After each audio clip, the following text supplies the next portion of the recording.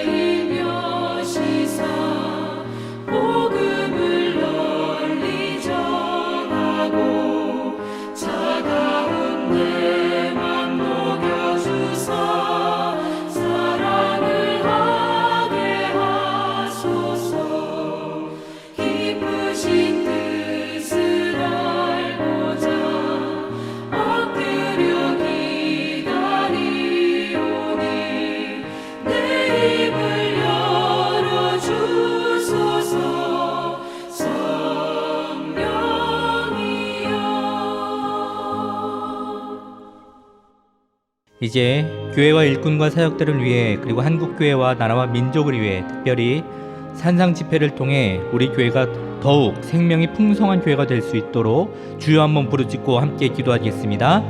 주여 하나님 아버지 감사합니다. 저희들 기도의 자리에 나오게 하시니 감사합니다. 생명과 자리에 다 기도의 자리를 사모하며 기억하게 하여 주십시오.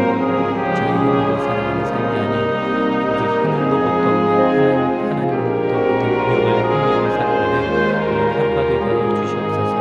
하나님 저희 교회를 하나님 더욱더 생명이 풍성한 교회가 되기를 소원하며 나아갑니다. 하나님 다른 어떤 것보다도 그 예수의 생명이 풍성하여서 서로 그 생명으로 생명을 전하는 자들이 되게 하여 주시옵시고 또한 예수님의 그 사랑으로 하나가 되는 우리 교회가 되게 하여 주시옵소서. 하나님 또한 저희 교회를 하나님 부흥시켜 주시고 많은 사역을 감당하게 해주시니 감사합니다. 하나님 이 사역을 하나님 기도함으로 잘 감당하게 하여 주시고 우리의 사역을 온전히 하나님의 영광을 위해서 성령의 열매가 맺히는 귀한 사역들이 되게 하여 주시옵소서.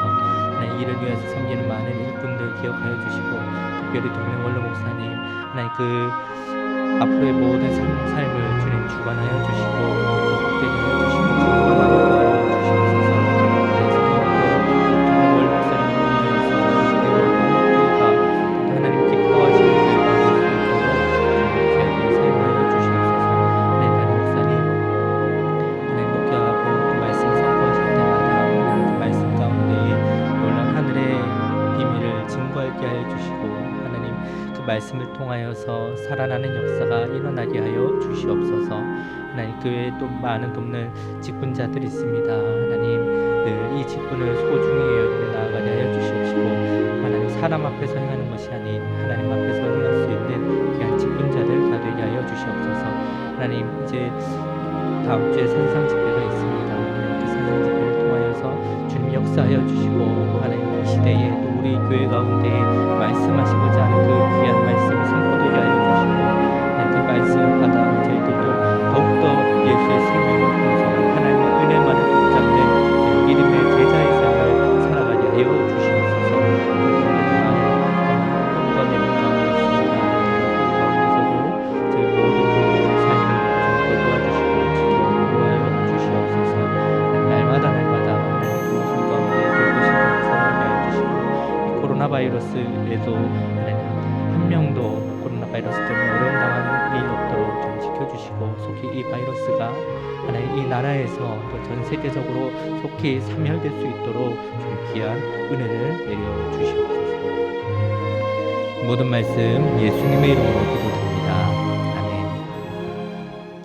오늘 주시는 하나님의 말씀은 창세기 31장 4절에서 13절까지의 말씀입니다.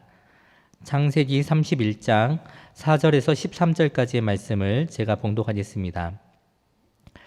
야곱이 사람을 보내어 라헬과 레아를 자기 양떼가 있는 들로 불러다가 그들에게 이르되 내가 그대들의 아버지 안색을 본즉 내게 대하여 전과 같지 아니하도다. 그러할지라도 내 아버지 하나님은 나와 함께 계셨느니라.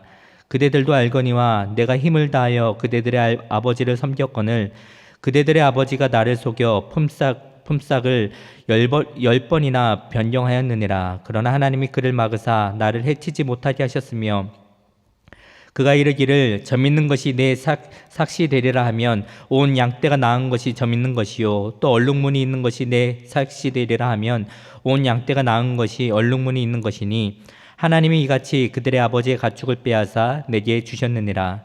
그 양떼가 새끼 뵐 때에 내가 꿈에 눈을 들어보니 양떼를 탄 순양은 다 얼룩무늬 있는 것과 점 있는 것과 아롱진 것이었더라.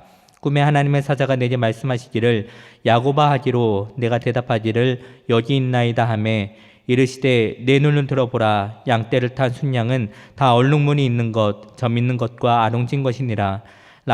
라반이 내게 행한 모든 것을 내가 보았노라. 나는 베델의 하나님이라. 내가 거기서 기둥에 기름을 붓고 거기서 내게 서원하였으니 지금 일어나 이곳을 떠나서 내 출생지로 돌아가라 하셨느니라. 아멘. 하나님께서는 형 에서를 피해 도망가는 그 야곱을 베델에서 만나 주셨습니다. 그리고 그 야곱에게 베델에서 귀한 약속의 말씀을 해 주셨습니다. 바로 이 말씀입니다. 내 자손이 땅의 티끌같이 되어 네가 서쪽과 동쪽과 북쪽과 남쪽으로 퍼져나갈지며 땅의 모든 족속이 너와 내 자손으로 말미암아 복을 받으리라. 내가 너와 함께 있어 내가 어디로 가든지 너를 지키며 너를 이끌어 이 땅으로 돌아오게 할지라. 내가 내게 허락한 것을 다 이루기까지 너를 떠나지 아니하리라 하신 약속의 말씀이었습니다. 하나님의 그 약속의 언약을 받은 그 야곱은 외삼촌 라반의 집에 들어가 생활하기 시작을 합니다. 그런데 그 생활은 순탄하지 않았습니다. 우리가 잘 아는 대로 야곱은 그 라헬과 라반의 딸인 둘째 딸인 라헬과 결혼하기 위해서 7년을 섬겼지만 그 라반의 속임으로 인해서 다시 그 7년을 더 섬겨야 했습니다. 그것뿐만 아니라 라반은 야곱에게 품삯을 10번이나 변경하기도 했습니다. 아버지 이삭과 에서를 속였던 야곱은 철저히 속임을 당하는 인생을 살게 되었습니다. 그러나 이 바단 아람에 오기 전 하나님은 베델에서 야곱에게 야곱의 인생 가운데 앞으로 앞길 가운데에 함께 하시겠다라고 약속해 주셨습니다. 세상의 생각으로는 라반이 야곱에게 더 친절히 대하고 그리고 결혼하는 일도 아무런 문제 없이 순조롭게 이루어지고 그리고 야곱의 모든 재산도 더 많이 늘어나야 하는 것처럼 보입니다. 그래야 바로 축복받는 삶이라고 할 것 같습니다. 그런데 야곱의 삶은 이러한 세상의 기대와 생각과는 달랐습니다. 하나님이 떠나지 않고 함께 하시는 그 야곱의 삶은 속임을 당하고 긴 시간 고통을 당하고 또 가장 가까운 이들에게 시기와 위협을 당하는 그런 고난의 연속이었습니다. 교회 오빠라는 영화가 있습니다. 젊은 집사 부부에 대한 이야기를 담은 다큐 영화입니다. 이 집사님의 사연은 이렇습니다. 이 여자 집사님이 딸 아이를 출산하고 산후조리원에서 나오는 날 남편의 대장암 사기 소식을 듣게 됩니다. 그리고 그 아들이 그 고통스러운 투병 생활을 이어나가고 있자 그 어머니께서 어느 날 극단적인 선택을 하심으로 세상을 떠나게 됩니다. 그렇게 어머니를 먼저 보내고 아들은 계속 항암 치료를 받고 드디어 항암 치료가 끝나는 날 일주일도 채 안 되어 아내가 혈액암 사기라는 진단을 받게 됩니다. 잠시도 숨 쉴 틈 없이 밀려오는 고난에 이 집사님 부부는 깊은 탄식과 함께 기도에 매달리는 것밖에는 할 수 있는 일이 없었습니다. 그리고 결국 그 남편 집사님은 이 세상을 떠나게 되었습니다. 그런 극심한 고난 중에서도 이 집사님 부부는 신실하게 하나님을 바라보고 믿음으로 견디어냈습니다. 그런 부부를 보면서 과연 하나님은 정말로 그들과 함께 계신가라는 의문이 들지 않겠습니까? 우리의 삶도 그 집사님의 삶과 똑같지 않던가요? 물론 비록 일어나는 일들의 모습은 다를지라도 하나님을 믿고 하나님이 함께하는 우리에게 다가오는 그 이해되지 않는 고난의 본질은 같습니다. 하나님이 나와 함께 하신다는 약속의 말씀이 있고 또 나도 그 약속을 믿는데 왜 내 삶은 하나님이 계신 것 같지 않은가? 그리고 정말 하나님이 계시다면 이 상황을 그냥 보고만 있는 것인가? 라는 꽤 합리적인 생각들이 우리를 공격하고 주저앉게 만듭니다. 어쩌면 14년이라는 시간 동안 외삼촌이자 장인인 라반에게 배신을 당하고 정당한 대우를 받지 못한 채 살아야 했던 그 야곱이 품었던 생각일지도 모릅니다. 그런 생각이 공격해 올 때 야곱은 자신의 뜻대로 축복해 주지 않는 그 하나님을 의지하기보다는 자신의 생각을 의지해 살아갔습니다. 얼룩무늬가 있는 양이 태어나면 그것을 자신의 품삯으로 하기로 합의하고 튼튼한 양을 골라 얼룩무늬를 새긴 나무 옆에서 새끼를 베도록 했습니다. 사실 그렇게 하는 것은 아무런 효과가 없는 짓이었습니다. 그러나 그는 모든 생명을 주관하시고 허락하시는 하나님을 의지하고 기다리기보다는 자신의 힘으로 그 모든 것들을 이루고자 했던 것입니다. 그리고 그 야곱의 자녀들이 태어나는 과정을 한번 생각해 보십시오. 하나님은 분명 야곱의 후손을 통하여서 이 땅의 티끌과 같이 많아지고 또 복을 받을 것이라 약속해 주셨습니다.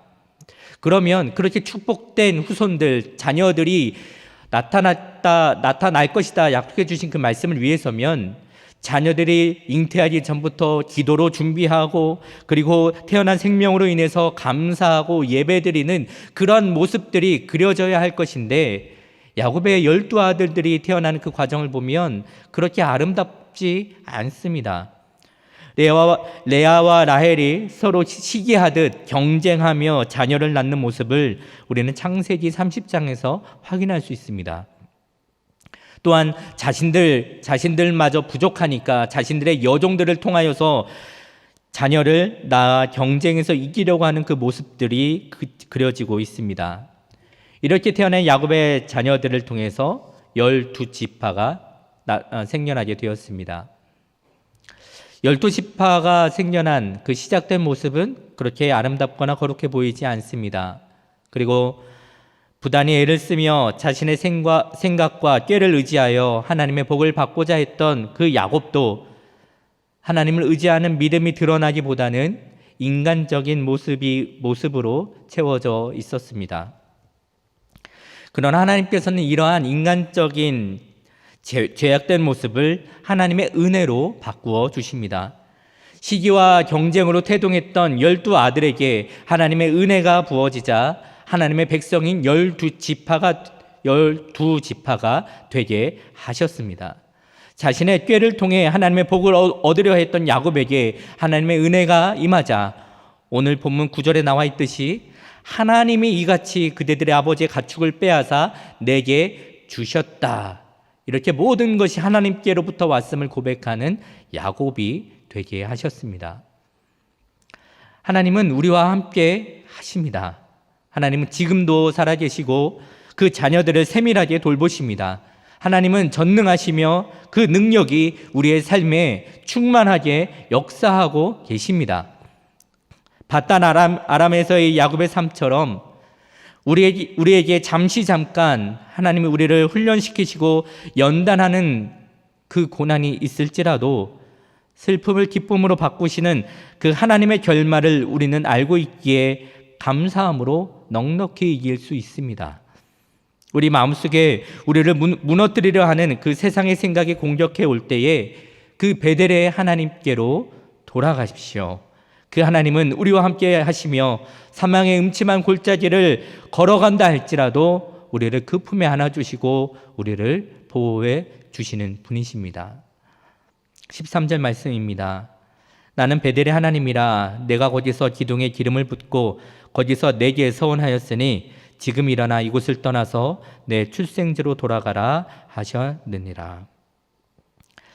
하나님을 의심하며 낙심하게 하는 그런 바단 아람과 같은 이곳에서 일어나 여전히 나에게 말씀하시며 하나님의 신실한 언약을 이루시는 그 하나님께로 우리가 함께 돌아가기를 원합니다. 그 하나님께서는 우리를 넉넉히 품어주시고 의심하며 낙심할 수밖에 없는 우리들을 일으켜 세워 은혜의 증인이 되게 하실 것입니다. 오늘도 그 은혜로 인도하시고 덮으시는 그 하나님을 깊이 경험하시기를 소망합니다. 기도하겠습니다. 하나님, 저희들이 이 세상을 살아갈 때에 바단 아람에서 야곱의 삶처럼 우리의 생각으로는 이해되지 않는 많은 고난과 많은 일들이 우리를 힘들게 하고 낙심하게 합니다. 하나님, 그러나 그러한 생각들이 우리의 마음을 무너뜨릴 그때에 저희가 베델의 하나님, 그 약속의 하나님을 기억하게 하여 주시고 그 하나님께로 돌아가는 은혜를 더하여 주시옵소서. 그리하여서 그 하나님으로 인하여서 모든 슬픔을 기쁨으로 바꾸시는 그 하나님의 은혜를 누리며 감사함으로 찬양함으로 살아가게 하여 주시옵소서. 이 모든 말씀 예수님의 이름으로 기도드립니다. 아멘. 하늘에 계신 우리 아버지, 아버지의 이름을 거룩하게 하시며 아버지의 나라가 오게 하시며 아버지의 뜻이 하늘에서와 같이 땅에서도 이루어지게 하소서. 오늘 우리에게 일용할 양식을 주시고 우리가 우리에게 잘못한 사람을 용서하여 준 것 같이 우리 죄를 용서하여 주시고 우리를 시험에 빠지지 않게 하시고 악에서 구하소서. 나라와 권능과 영광이 영원히 아버지의 것입니다. 아멘.